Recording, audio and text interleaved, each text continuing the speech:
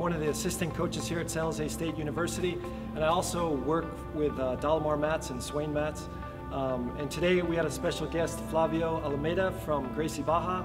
He's one of the teachers and founders of Gracie Barra, and a very good teacher at that, which is kind of why I asked you to come up and tell us a little bit about how it was working with judo guys, because I know every once in a while they like turn the wrong way, and he'd be shaking his head going, no, that's not right. But go ahead. Well, no, first of all, it's a big honor for me to be here. You know, in Jiu-Jitsu, you grow up admiring a lot what Judo has accomplished as a sport, and also, you know, Judo guys are always really tough, and you always inspired us, I could say.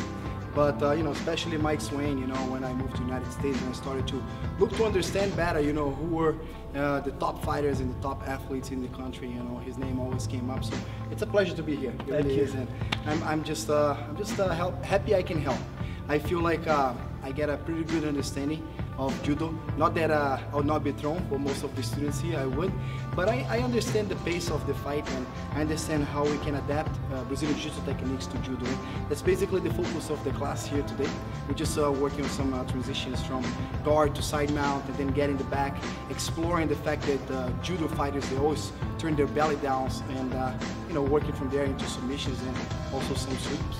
Yeah, I must admit, like in the early 1990s, when Gracie Jiu-Jitsu was, you know, just building up, and I was like a high-level judo guy, and I had this doubt, like you know, well, you know, they've got good groundwork, but can I really use it in judo? And there was a lot of doubts, and until I went and actually practiced with some high-level guys, and then I realized that, you know, cross-training between judo and jiu-jitsu is really the best thing a judo guy can do. So I'm telling all you judo guys out there, if you see a Gracie Barra school close by, please walk in, join the school if you can, or just be a special guest and just try to work out and learn techniques, because there is a lot of techniques that apply for judo. Even though the rules are different, the more you train on the ground, the better off you're going to be.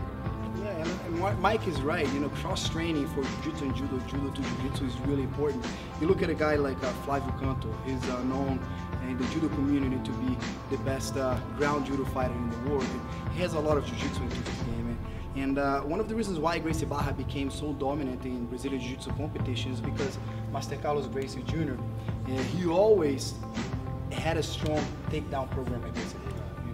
He had influence from his older brother, Hollis Gracie, who trained a lot with the Judo guys in Brazil. And they brought that a lot into Gracie Barra.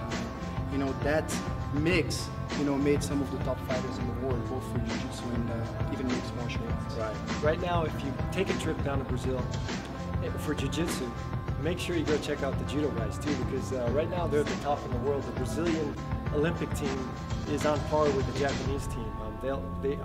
I would say they have a great chance of winning 3 or 4 gold medals in the Olympics, men and women. So they're very strong, and it's a great time to cross-train while you're on vacation. Yeah.